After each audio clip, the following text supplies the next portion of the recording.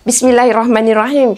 Hai, Assalamualaikum. Welcome back to Cengkeh Channel. Terima kasih akak ucapkan kepada semua kerana sentiasa memberi support untuk channel ni. Ada yang menonton dari awal sampai akhir. Akak ucapkan jutaan terima kasih. Dan terima kasih juga kepada yang dah subscribe untuk Cengkeh Channel. Kepada yang belum subscribe, korang boleh tekan button subscribe untuk tidak ketinggalan dengan konten-konten terbaru dari Cengkeh Channel. Hari ini akak akan sampaikan satu je kisah seram, di mana kisah seram ni berlaku di satu apartmen. Kalau korang nak tahu apa yang berlaku, jom bersama dengan akak. Tapi sebelum tu, akak doakan agar kita semua dipermudahkan segala urusan, dilimpahkan ruahkan rezeki, diberikan kesihatan yang baik dan fikiran yang tenang, insya-Allah. Amin ya rabbal alamin. Jom bersama dengan akak.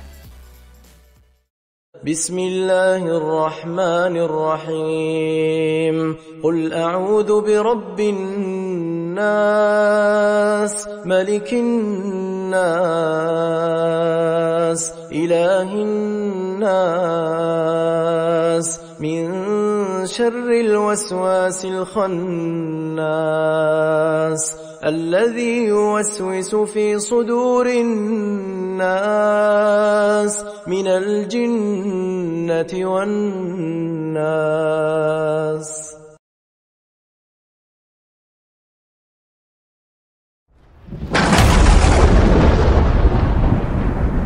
Sementara nak menunggu rumah mama dan juga rumah... Saya terjaga apabila mendengar suara. Tidak pula takut dia berani melintasinya, malah melepasi kawasan perkuburan. Mata yang tadi ni lali, kan aku macam nak pukul 12.30 malam kan?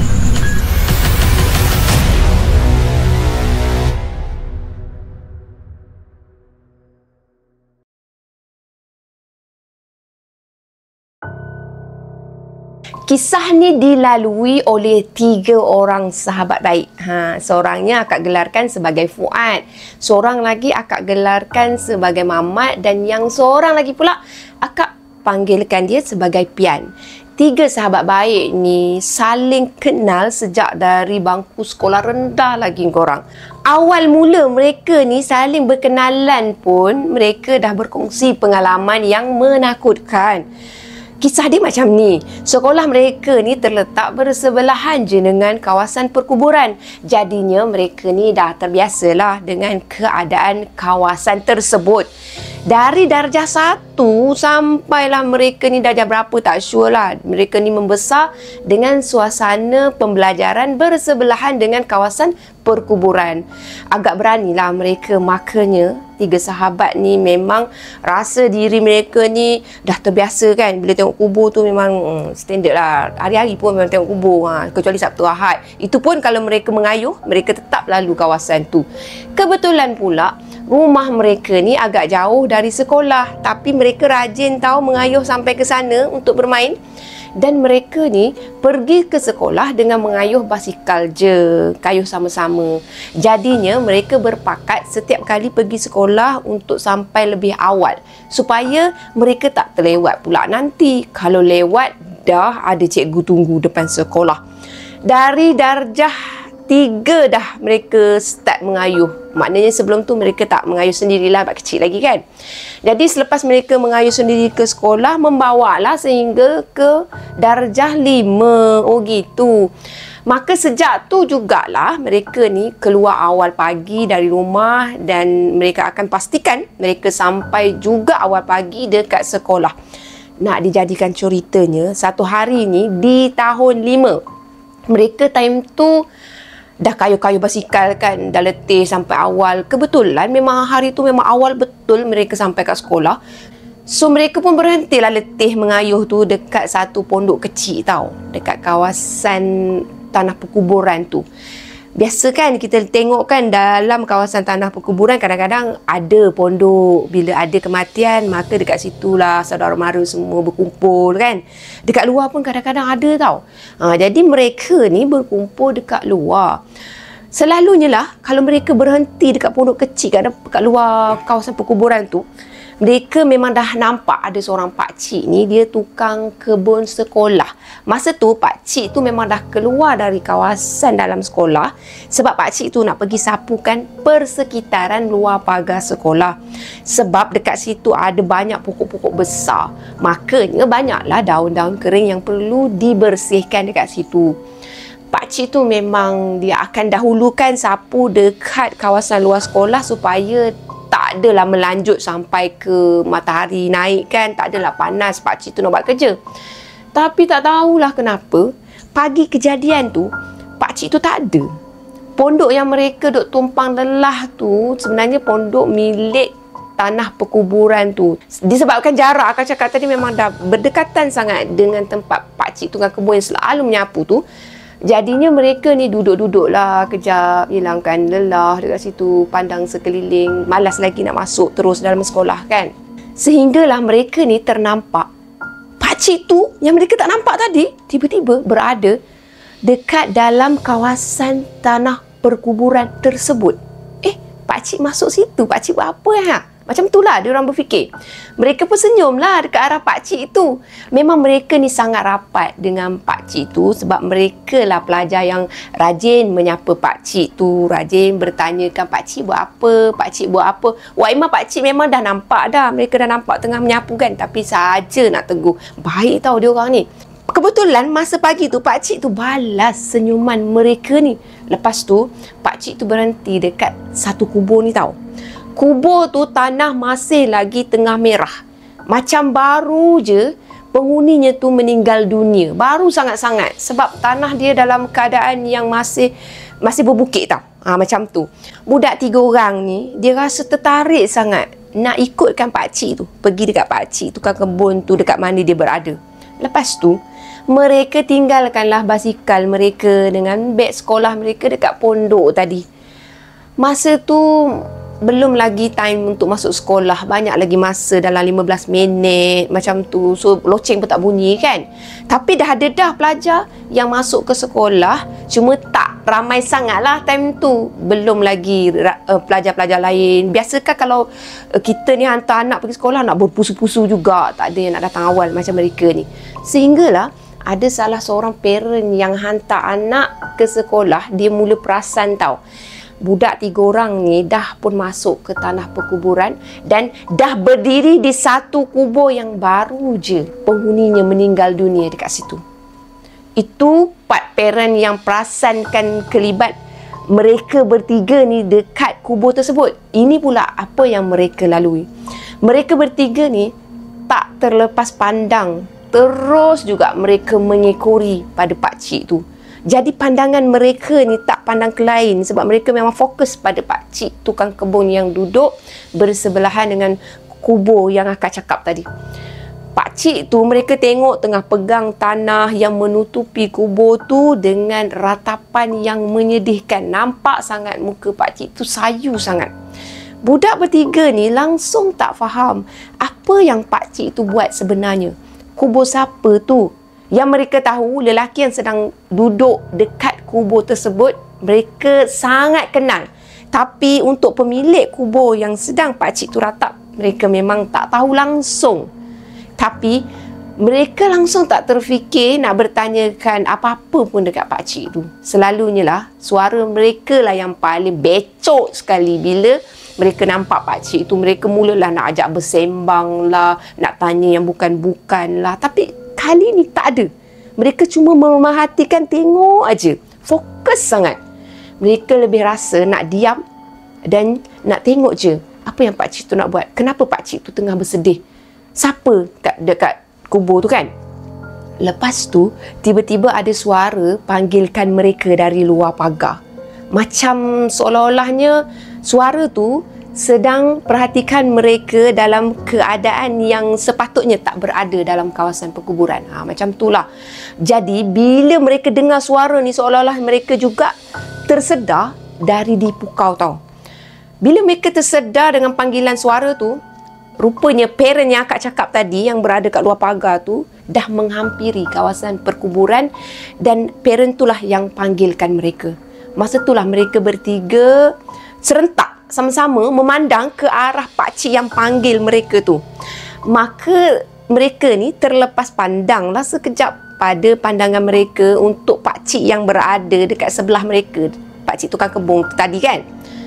Alangkah tergamamnya mereka bila mereka alihkan semula pandangan ke arah pakcik tukang kebun tu, pakcik tu dah tak ada dah dekat situ. Padahalnya tak ada sesiapa pun yang tinggalkan tempat mereka berada tu. Mereka mula rasa takut, mula rasa meremang tau.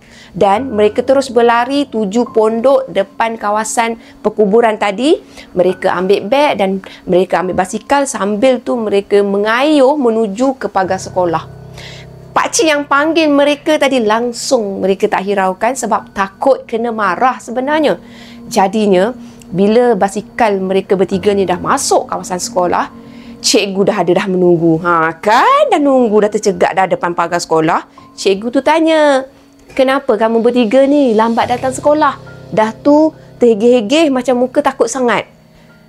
Budak bertiga tu pun dia jawab, "Tak tahu cikgu, tak tahu. Saya dah sesat." Ada jawab macam tu. Sekolah tu hari-hari dia orang pergi kot, takkan sesat. Tapi itulah tak tahu nak bagi jawapan apa kan. Cikgu kata mereka tu saja-saja je buat cerita, sesaja je nak bagi alasan. Kawasan tu dah memang kawasan pot mereka meronda pun, tak logik lah nak sesat. Jadi bila cikgu fikirkan, cikgu ni kenal sangat mereka ni. Mereka ni budak-budak yang baik. Jadi cikgu abaikanlah kelewatan mereka tu sebab selalu sangat mereka datang awal dekat sekolah. Cikgu datang, mereka dah sedia ada dah dekat sekolah. Memang betul-betul budak baik. Tak jadi masalah besar pun untuk cikgu lepaskan mereka kadang-kadang. Kadang-kadang pelajar ni dia ada alasan mereka tersendiri untuk terlewat. Lainlah kalau mereka ni jenis hari-hari datang lewat, itu lainlah pula masalahnya. Okey, akak sambung cerita pula. Bila masuk sekolah, masuk pula kelas sama-sama dalam waktu yang sama, diorang ni memang sentiasa bersama. Mereka tak boleh nak fokus pada pelajaran masing-masing masa tu tau. Sebab banyak benda yang bermain dalam fikiran mereka. Walaupun mereka ni baru darjah 5, tapi mereka dah tahu beza perkara yang pelik tu. Mereka rasa sangat pelik sebab pakcik kebun tu menghilang sangat cepat. Macam mana mereka boleh beranikan diri masuk melangkah ke kawasan perkuburan tu? Itu lagilah pelik bagi mereka. Sebab kebiasaannya kanak-kanak ataupun remaja sebaya mereka ni agak rasa macam was-was lah nak masuk kawasan perkuburan. Tapi mereka masuk dengan lancar je. Bertiga pula tu. Macam tu. Pagi-pagi macam tu. Macam mana pula mereka boleh terlepas pandang bunyi loceng dekat sekolah? Padahal bunyi loceng tu cukup terkenal di kalangan pelajar-pelajar sekolah. Asal bunyi loceng je, masing-masing dah berlari dah tuju ke kelas. Pelik kan? Telinga mereka bertiga ni sama-sama tak dapat nak mendengar bunyi loceng sebentar tadi. Lagilah peliknya, pakcik tu buat apa dekat kubur tu? Banyaklah tanya, siap ada part sedih lagi. Setengah hari mereka dekat sekolah tu, mereka tak boleh nak fokus pada pembelajaran. Mereka asyik teringatkan kelibat pakcik yang langsung mereka tak nampak tau pada hari tersebut. Maknanya, pakcik tu berada dekat kawasan perkuburan tapi tidak berada di dalam kawasan sekolah pada hari tersebut. Mereka pergi jumpa dengan makcik kantin sebab mereka ni rapat juga dengan makcik kantin. Mereka tanyakan, "Makcik, mana pakcik tukang kebun sekian-sekian-sekian?" Makcik kantin kata, "Loh, pakcik tukang kebun tu sekarang dekat hospital. Kamu tak tahu ke?" Macam tu. Belum sedarkan diri menurut kata makcik kantin. Rupanya pakcik tu aksiden bersama dengan anak dia masa balik dari ambil anak dia dari sekolah menengah. Bayangkan, anak pakcik tu baru je dikebumikan tengah malam tadi. Dikubur tempat mereka pergi tadi. Masya Allah. Bila makcik kantin tu sebut je kebumikan tengah malam tadi, budak bertiga tu sama-sama lah lari ke pagar yang memisahkan kantin tu dengan kawasan perkuburan sebelah. Sebab mereka nak tengok sendiri, betul ke kubur tu kubur baru. Jadi mereka tunjukkan ke arah kubur yang mereka pergi tadi pada makcik kantin. "Itu ke kuburnya makcik? Kubur tu ke? betul ke? Masing-masing tanya. Makcik kantin dalam rasa hairan dia jawab, ya. Situlah. Baru je anak pakcik kantin meninggal dikebumikan kat situ. Masa mendengarkan perkabaran tu, 3 sahabat baik tadi dah tak keruan dah. Masing-masing dah tak ada kudrat dah nak kayuh basikal untuk balik ke rumah. Time tu mereka sepatutnya dah masuk waktu balik, dah kena balik dah. Tapi itulah banyak pula cerita dia nak tanyakan itu, nak ambil tahu ini kan. Jadi makcik kantin tu dia nampak mereka ni dah pucat muka dia. Lepas tu dah macam nampak menggigil tu, nampak. Lepas tu makcik kantin tu pun dia tanyakan, kenapa sampai macam ni sekali? Kenapa ni? Tanya macam-macam dengan makcik. Kenapa tiba-tiba kamu ni pucat? Lebih kurang macam itulah dia tanya. Jadi mereka tak berani tahu nak ceritakan sehinggalah didesak oleh makcik kantin tu. Bila diceritakan, makcik kantin tu istighfar banyak-banyak. Astaghfirullahalazim. Macam tu. Makcik kantin dia gelengkan kepala. Kenapalah kamu ni nak ke sana pula? Pagar kan masih tertutup lagi. Mereka pun jawablah, kami pergi sana sebab kami ikut pakcik tukang kebun. Pakcik tukang kebun pergi kat sana dulu, jadi kami ikut je lah. Makcik kantin tu tanya lagi sekali, masa tu pagar terbuka ke tertutup? Mereka pun jawab, tertutup. Kamu ni kan, kalau pakcik tukang kebun tu lah yang pergi ke sana, takkanlah pagar masih tertutup. Mestilah sedia ada dah terbuka. Pakcik tukang kebun dah buka kan, betul tak? Itu pun kamu tak dapat nak berfikir ke? Mereka pun jawab, lah, betul lah.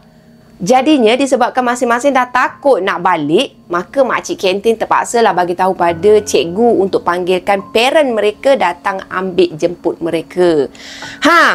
Tu baru kisah mereka yang pertama. Ni barulah nak ceritakan kisah yang mereka nak sangat kongsikan pasal apartmen berhantu.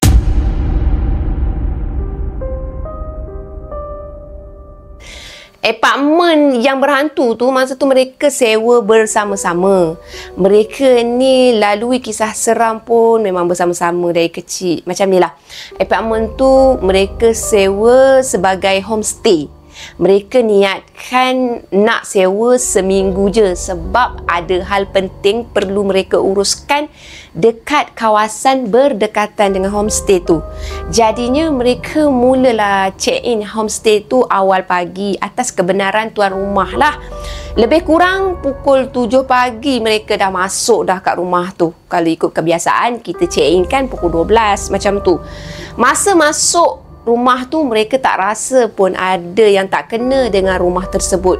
Sebab mereka dapat nombor kontak tuan rumah tu pun melalui iklan dalam online. Jadi agak tak logik lah kalau rumah tu berhantu. Peratusan untuk logik ada tapi tak banyak kot. Sebab komen-komen yang mereka baca semuanya memuji akan rumah tersebut. Untuk hari pertama, mereka ni pergi tinggal kat rumah tu dan juga hari kedua mereka masuk kat situ, tak ada sebarang masalah pun berlaku. Mereka rasa agak selesa lah menyewa sebab rumah mereka tu betul-betul menghadap kawasan kolam renang tau. Walaupun berada di tingkat 4, suasana sekitar kolam renang tu jelas sangat terlihat bila mereka berdiri dari balkoni rumah tersebut. Itulah tabiat mereka, dah besar sekalipun mereka ni tetap suka menyembang sama-sama, ambil masa ngongek-ngongek malam-malam bersama-sama. Banyak sangat ke cerita mereka, padahal daripada kecil kot bercerita aja. Biasalah kan orang tengah membesar. Okey, mereka dah mula merokok dan pada malam tu mereka merokok dekat balkoni. Bila mereka merokok je, mereka akan lepak dekat balkoni dengan pemandangan kolam tu yang agak tenang lah bagi mereka. Pada hari ketiga, mereka menyewa rumah tu seawal lebih kurang pukul 11 malam. Lebih kurang macam tu lah. Mereka melepak lagi sambil merokok dekat balkoni yang sama. Masa tengah khusyuk merokok sambil berborak kosong macam tu, pandangan mata mereka tertumpu pada seseorang yang sedang berdiri dekat balkoni dalam keadaan orang tu dah memanjat besi penghadang balkoni, besi pemegang tu kan. Akak tak bagi gambaran bangunan apartmen tu macam mana? Okey, macam ni korang. Bangunan tu dia berbentuk macam huruf C. Huruf C macam tu. Kolam renang berada di tengah-tengah huruf C tu. Kedudukan tiga sahabat ni pula di tengah-tengah antara huruf C tersebut. Gambaran bangunan je tau. Bukannya gambaran huruf ya. Boleh difahamkan. Manakala seseorang yang mereka lihat sedang berdiri atas besi penghadang balkoni tu berada di hujung huruf C. Bangunan dia lah. Kalau ikut kedudukannya, maknanya mereka bertiga ni masih boleh nampak kepada seseorang tersebut. Masa mereka nampak tu, seseorang tu dah get ready untuk terjun dari balkoni dia jatuh ke bawah. Jadi mereka bertiga ni serta-merta jadi panik time tu. Masing-masing dah menjerit, "Oi, jangan terjun, oi, jangan terjun, jangan. Ingat Tuhan, ingat Tuhan. Jangan terjun," macam tu. Tapi seseorang yang nak terjun tu tetap juga terjun dari bangunan tersebut. Mereka pun bergegaslah pergi turun ke bawah sebab mereka ni nak tengok akan situasi yang berlaku tu. Dia nak tengok seseorang yang terjun tu apa jadi. Lepas tu dia nak bagi bantuan ke apa ke kan. Mereka nampak tau, ada orang yang memang dah berada dekat bawah. Mereka pun bagi tahulah apa yang mereka nampak pada orang tersebut. Orang tu pun dia bergegas ikut mereka ke kawasan tengah, di kawasan kolam renang yang dianggarkan tempat yang seseorang tadi terjun. Maybe bila kita bajet kan dia akan jatuh kat situ. Jadi mereka akan tumpu dekat kawasan tu. Tapi tak ada sebarang kejadian pun yang sedang berlaku dekat situ. Boleh bayangkan tak? Keadaan bangunan hanya sunyi sepi je. Tak ada sebarang pergerakan dekat situ dan tak ada sebarang kematian ataupun benda jatuh dekat situ. Manusia jatuh memang tak ada. Kawasan bawah bangunan tu memang sunyi sepi. Tak ada sebarang manusia pun yang keluar untuk melihat kejadian itu. Itu yang paling pelik. Masa tu, penghuni apartmen yang ikut mereka tadi dah tak ada dah bersama mereka. Padahal penghuni tu memang ikut dari belakang tau. Mereka tahu penghuni sebab mereka tak kenal pun orang-orang kat situ. Mereka anggap penghuni lah. Jadi mereka ingat dengan jelas tadi mereka memang tegur seorang perempuan berpakaian skirt pendek paras lutut. Perempuan tu berambut paras pinggang.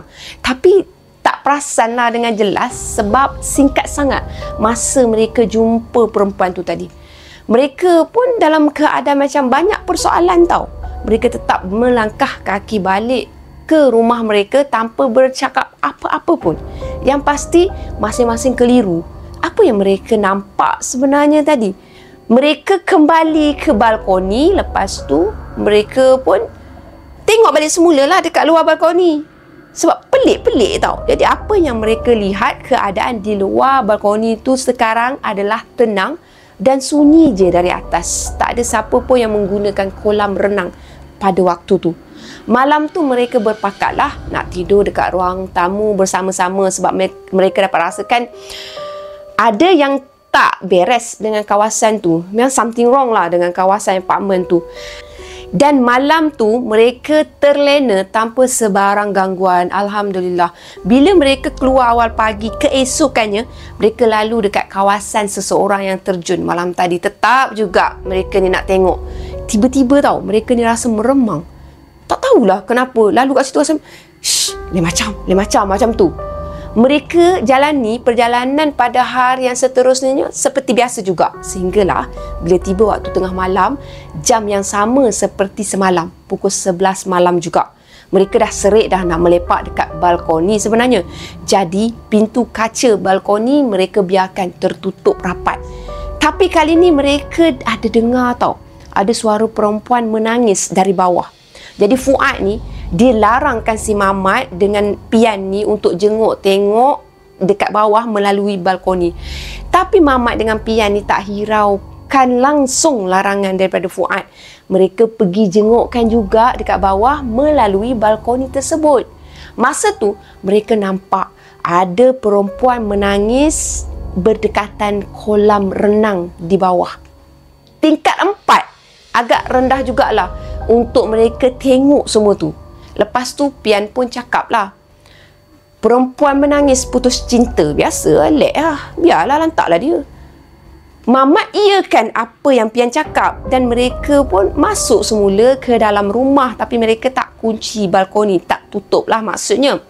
Tak lama lepas tu ada bunyi ketukan dekat pintu depan rumah mereka. Fuad dia tak fikir panjang tau, terus dia pergi tuju dekat pintu, kemudian dia bukakan pintu tu. Lepas tu Fuad tiba-tiba terkaku dekat pintu tu, terkejut tiba-tiba. Sepatah apa pun tak ada dia cakap masa tu. Mamat dengan Pian, dia pergilah tuju dekat pintu tu untuk tengok siapalah dekat luar pintu pada masa tu. Sebab kawan dia ni tak bagi respon tau pada dia. Kot lah bagi tahu, ada dia ni datang, pakcik datang, tapi tak ada respon. Dia keras terkaku. Jadi kawan yang berdua lagi pergi ke pintu untuk tengok. Alangkah terkejutnya mereka bila ternampak seorang perempuan sedang berdiri berpakaian skirt sama macam semalam yang mereka tegur. Dan perempuan tu jugalah yang sedang menangis di hadapan pintu rumah mereka. Mereka dapat tengok tahu dengan jelas muka perempuan tu hancur, macam seolahnya seseorang yang baru lepas aksiden. Perempuan tu tak berselipar, berkaki ayam, tapi kaki dia macam bengkok sebelah macam tu. Seolahnya macam kedudukan dia macam ni lah. Dia berdiri dalam keadaan dia serik kaki. Kalau diimagine-kan nak berjalan kan, kaki bengkok, terpaksa serik tau. Seram tak? Perempuan tu menangis makin nyaring bila mereka berada betul-betul dekat depan pintu tu. Mujurlah Pian ni, dia jenis kuat semangat daripada dua orang rakan dia tu. Pian lah yang tutupkan pintu dan Pian jugalah yang tarikkan Fuad yang masih lagi terkaku, terkejut dekat situ, tergamam. Bukan pengsan tau. Dia macam kenapa macam terpukau macam tu. Tak tahu nak buat apa. Lepas tu Pian dia capai phone dan dia pasang suara orang mengaji Al-Quran. Dia kemudian dia ke dapur, dia ambil air lah dalam peti ais. Lepas tu air tu dia simbah je dekat muka Fuad. Senang sikit bila dah kena dengan air sejuk, cepat sikit si Fuad tu tersedar. Itu pendapat dia. Tapi memang betul pun, Fuad siap boleh rampas air tu, terus je minum masa tu. Dia kata nak belah malam tu juga sambil-sambil tengah minum tau. Tapi Pian melarang sebab mereka nak tuju ke mana. Malam-malam buta macam tu nak pergi mana, tu bukan kawasan mereka. Mamat pula lagi seorang. Dah nampak hantu tu sampai ke sudah duk lurutkan muka. Astagfirullahalazim, entah disebut astagfirullahalazim macam tu lah, tapi jak lurut muka. Macam lah banyak sangat masalah yang nak difikirkan masa tu. Muka dia pucat macam orang sakit tau. Lagi pening Pian nak handle. Tapi sama juga, Pian dia bukannya ada ilmu yang macam ustaz yang boleh baca tu, baca ni, tapi dia bagi tahu juga ilmu tu sangat perlu sebenarnya bila berada dalam keadaan macam ni. Apa pilihan yang dia ada? Dia mampu baca bismillah. Bismillahirrahmanirrahim. Dia ambilkan air kan, baca bismillah, dia tiup. Dia tiup. Lepas tu dia simbahkan dekat muka kawan dia tu. Air sejuk tu juga dia simbah. Senang kerja. Elok pula dua-duanya tu sedar time tu bila disimbah dengan air peti ais tu. Nasiblah Pian ni masih sedar. Kalau tak, siapa pula lah yang nak simbahkan air sejuk dekat mereka bertiga ni. Alhamdulillahnya masa tu Pian dia memang kuat semangat lah di antara mereka ni. Malam tu mereka tidur dengan alunan bacaan ayat suci Al-Quran yang mereka dah pasang dari tadi. Mereka tak rasa nak tutupkan suara orang mengaji tu. Mereka rasa agak tenang tau. Memang diakui, bila dengar suara orang mengaji, mereka rasa masa tu tenang, rasa bersemangat, rasa seolah-olah macam mereka ni tak rasa takut tau. Itulah kuasa Allah Subhanahu Wa Taala. Melalui ayat Al-Quran je dah boleh membantu kita tau. Mujur jugalah gangguan tu tak melarat masuk ke dalam rumah tu. Dan keesokan harinya, kalau ikutkan kiraan mereka lah, baru 5 hari mereka menyewa kat situ. Sewa mereka bayar untuk seminggu, tapi cukuplah dengan gangguan itu sahaja. Mereka pilih untuk cari hotel bajet je sehingga selesai urusan mereka. Lepas tu mereka nak balik. Itulah. Tanpa mereka mengambil tahu apalah yang tersimpan dekat bangunan tu ya. Kenapalah jadi macam tu? Kenapalah rumah tu berhantu? Rumah tu ke apartment tu ke yang berhantu? Mereka tak nak fikir. Jadi mereka tekad dah tak nak dah patah balik dekat apartment tu untuk ambil tahu segala-galanya macam tu. Jadi nasihat dari mereka ni, mereka cakap kalaulah mereka ni memang daripada kecil lagi dah jumpa kan dengan hantu setan semua tu, mereka amalkan dengan bacaan-bacaan ringkas dari Al-Quran macam 3 kul, macam Ayatul Kursi. Kalau mereka rutinkan, jadi konsisten lah dalam hidup mereka, tak mustahil bila melalui semua ni mereka akan keluarkan ayat-ayat tersebut. Tapi itulah, bila kita tak belajar, makanya ilmu tu tak ada untuk diri kita. Bukan mereka tak nak belajar, tapi mereka tak diberi peluang untuk belajar dengan lebih baik. Selepas tu, mereka ambil inisiatif untuk belajar. Alhamdulillah, kejadian tu membuatkan mereka ni sediakan payung sebelum hujan. Mereka belajar pendinding yang lebih baik selepas tu. Alhamdulillah, terima kasih kerana berkongsi cerita. Sekian untuk kali ini. Sekian sahaja untuk perkongsian pada kali ini. Apa yang baik sama-sama kita ambil jadikan sebagai tauladan. Apa yang buruk sama-sama kita ambil jadikan sebagai sempadan. Maknanya perkara buruk kita lontar jauh-jauh, yang baik kita buat banyak-banyak korang. Baik korang, Assalamualaikum. Jangan lupa like, share dan subscribe. Bye.